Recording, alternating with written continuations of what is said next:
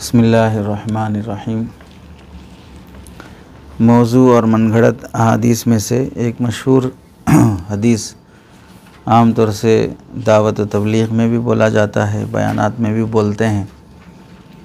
उम्मत मुहम्मदिया के फ़ज़ाइल बयान करते हुए कि ऐसी अज़ीम उम्मत है कि इस उम्मत में दूसरे नबियों ने पैदा होने की अल्लाह से दुआ मांगी थी, दरख्वास्त की थी। बोलते नहीं बोलते उम्मत के फ़ज़ाइल में।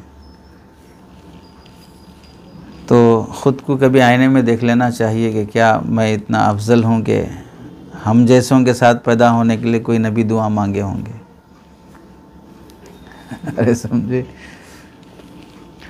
फ़ज़ाइल उम्मत मुहम्मदिया के नाम से मुस्तक़िल हज़रत आशिक़ इलाही साहब रहमतुल्लाह अलैह की और दीगर उलमा की किताबें हैं। उनमें उन हज़रात ने साफ़ सराहत की है कि ऐसी कोई हदीस जिसमें अम्बिया ने इस उम्मत में पैदा होने की दुआ मांगी है, कोई साबित नहीं है। उसी से मिलती जुलती एक रिवायत है ये। हज़रत अनस रज़ी अल्लाह तआला अन्हु रावी हैं। रसूलुल्लाह सल्लल्लाहु अलैहि वसल्लम ने इरशाद फरमाया कि एक दिन मूसा बिन इमरान अलैहिस्सलाम रास्ते में जा रहे थे कि अचानक अल्लाह ताला ने मूसा अलैहिस्सलाम को पुकारा कि मूसा अपने दाएं बाएं देखो। अल्लाह ने पुकारा तो वो दाएं बाएं देखे, कोई नज़र नहीं आया। दूसरी मर्तबा आवाज़ आई, फिर कोई नज़र नहीं आया तो घबरा गए। तीसरी मर्तबा आवाज़ आई तो फिर अल्लाह ने फरमाया कि मूसा मैं अल्लाह हूँ, मेरे अलावा कोई माबूद नहीं। मूसा अलैहिस्सलाम ने कहा लब्बैक और अल्लाह ताला के सामने सजदा रेज़ हो गए। अल्लाह ताला ने फरमाया कि मूसा अपना सर उठाओ। चुनांचे मूसा अलैहिस्सलाम सर उठाए तो अल्लाह ने फरमाया कि मूसा मेरी ख्वाहिश है कि आप उस दिन मेरे अर्श के साए में रहो जिस दिन मेरे साए के अलावा कोई साया नहीं होगा। तो उसके लिए क्या करना है कि मूसा यतीम के लिए मेहरबान बाप की तरह बन जाओ, बेवा के लिए मुशफ़िक़ शोहर की तरह बन जाओ, और मूसा रहम करो, आप पर रहम किया जाएगा, और जैसा करोगे वैसा भरोगे। और फरमाया कि मूसा बनी इसराइल को बता दो कि जो शख्स मुझसे इस हाल में मिलेगा कि वो मोहम्मद का इनकार करने वाला हो तो मैं उसको आग में दाखिल कर दूंगा, अगरचे वो मेरा दोस्त इब्राहीम और मेरा कलीम मूसा ही क्यों ना हो। ये अल्लाह फरमा रहे हैं। मूसा अलैहिस्सलाम ने अर्ज़ किया कि मेरे अल्लाह हम अहमद कौन है, मोहम्मद कौन है। तो अल्लाह ताला ने फरमाया कि मूसा मेरी इज़्ज़त व जलाल की कसम मैंने मखलूक़ में कोई ऐसा पैदा नहीं किया जो मुझे उनसे ज़्यादा मुअज़्ज़ज़ हो।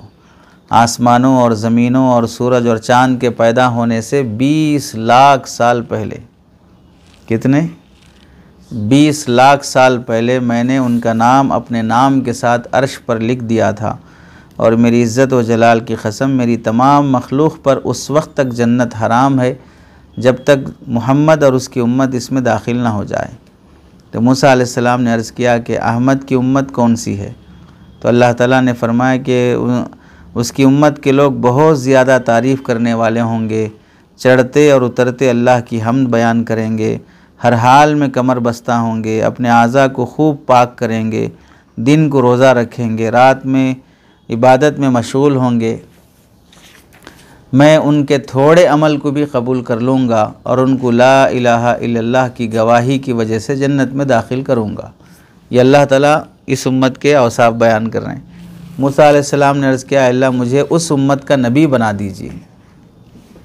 अरे क्या मांगे पहले, इस उम्मत का। तो अल्लाह ताला ने फरमाया उस उम्मत का नबी उन्हीं लोगों में से होगा। तो मूसा अलैहिस्सलाम ने अर्ज़ किया कि मुझे उस नबी का उम्मती बना दीजिए। तो अल्लाह ताला ने फरमाया कि मूसा आप पहले आ चुके हैं और वो बाद में आएंगे, लेकिन ए मूसा अनक़रीब मैं आपको और उनको दारुल जलाल में जमा करूँगा। ये है रिवायत। तो इसमें बताना है कि हज़रत मूसा अलैहिस्सलाम ने इस उम्मत का नबी बनने की दुआ की और फिर इस उम्मत में उम्मती बनने की भी दरख्वास्त की है। और दूसरी बात है कि ज़मीन आसमान के बनने से 20 लाख साल पहले अल्लाह अपने नबी का नाम अर्श पर लिख दिया है। ये चीज़ें गोया कि इस रिवायत से साबित हो रही हैं। और ये रिवायत हाफिज़ अबू नईम रहमतुल्लाहि अलैह ने हिलियतुल औलिया में और हाफिज़ अबुल क़ासिम क़िवामुस सुन्नह अल हुज्जा में, अल्लामा इब्न तूलून अल अर्बईन में इस रिवायत को नक़ल किया है। इस रिवायत के सिलसिले में हाफिज़ इब्न नासिरुद्दीन दमिश्की रहमतुल्लाहि अलैह फरमाते हैं, हादल हदीस मौदूउन, ये हदीस मनगढ़ंत है, मुलफ़क़ुन मसनूअन, और ऐसे ही इंसानों की तरफ से बनाई गई तलफ़ीक़ शुदा, यानी ऐसी बातें कि इसमें एक तरफ तो अल्लाह ताला देखो कि अहमद हज़रत मूसा अलैहिस्सलाम पूछ रहे हैं कि अहमद कौन है, तो अल्लाह ताला हज़रत मोहम्मद सल्लल्लाहु अलैहि वसल्लम की वजाहत भी कर रहे हैं कि वो 20 लाख साल पहले उनका नाम मेरे नाम के साथ अर्श पर है। फिर उसके बाद उनकी उम्मत जब तक नहीं जाएगी, वो जन्नत में नहीं जाएंगे, तो उस वक्त तक जन्नत सब पर हराम है। फिर उनकी उम्मत कौन है, तो उम्मत की भी वजाहत आई। तो यह सब वजाहत होने के बाद हज़रत मूसा अलैहिस्सलाम ये फरमाएंगे कि भाई मुझे उस उम्मत का नबी बना दे। जब उस उम्मत का नबी तय है तो उसी नबी की तो वजाहत किए, अरे नहीं समझे, और फिर उस उम्मत का उम्मती बना दे। तो भाई एक बार पैदा होने के बाद वो उम्मत बहुत बाद आने वाली है, 1000 साल बाद आने वाली है, 2000 साल बाद आने वाली है। तो एक शख्स जो नबी बना दिया गया, फिर वो उम्मती कैसे बनाया जाएगा? समझे नहीं समझे? और उम्मती बना भी दिया जाए, मान लीजिए, तो कोई भी किसी भी नबी का उम्मती किसी भी नबी से अफजल हो सकता है क्या? यानी इस उम्मत का सबसे अफजल इंसान कौन है? सिद्दीक़ अकबर रज़ी अल्लाह तआला अन्हु। क्या सिद्दीक़ अकबर रज़ी अल्लाह तआला अन्हु किसी भी नबी से अफजल हैं? कोई सहाबी भी किसी नबी के क्या बोलते हैं दस्ते पा को भी नहीं पहुंच सकता। क्या हैसियत है उम्मती की और नबी का मकाम? तो अबू बकर जैसे अफजलुल बशर, यानी इंसानों में सबसे अफजल अगर देखा जाए अंबिया के बाद, वो शख्स नबी के बराबर या नबी जैसा नहीं हो सकता, तो फिर नबी कैसे बोलेंगे कि भाई हमें उम्मती बना दे? ये तो उरूज हुआ कि नुज़ुल हुआ, तरक्की हुई कि ज़वाल हुई? तो अपने आप को बढ़ाने के लिए अंबिया को गिराएंगे, इतनी अफजल उम्मत है बताने के लिए अंबिया को नीचे ला लेंगे और बोलेंगे कि अंबिया ने इस उम्मत में पैदा होने की दुआ मांगी है। अल्लामा हाफिज़ सुयूती रहमतुल्लाहि अलैह फरमाते हैं, हादा हदीसुन मौज़ूउन, यह हदीस मनगढ़ंत दर्जे की है। हाफिज़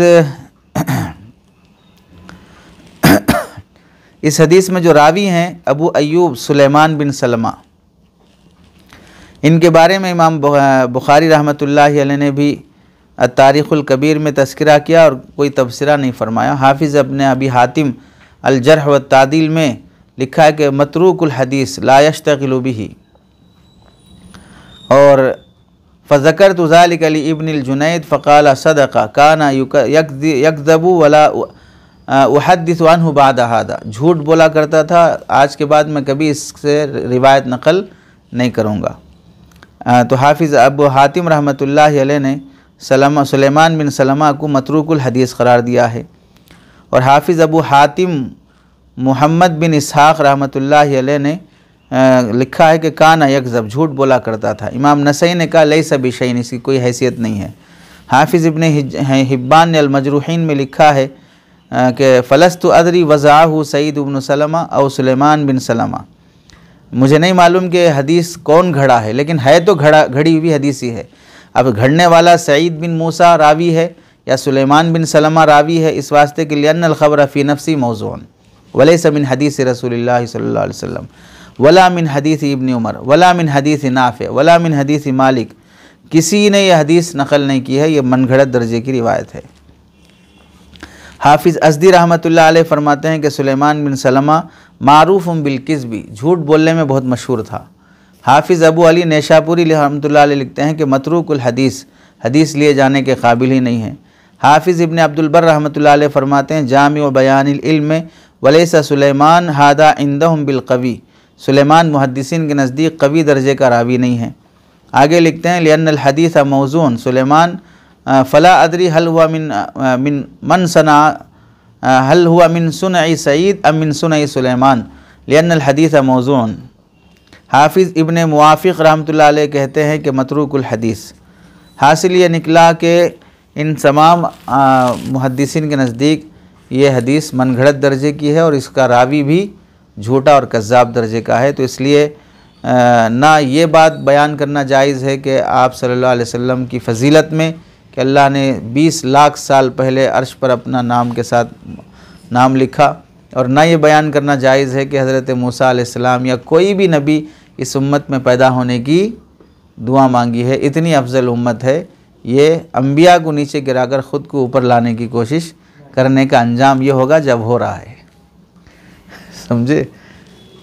तो कहीं ना कहीं बदतमीज़ी किए होंगे शान में, तो बेअदब महरूम गश्त अज फजल रब, बेअदबी से महरूमी का जूता कहीं ना कहीं बरसता है। इस वास्ते ऐसा नहीं बयान करना चाहिए।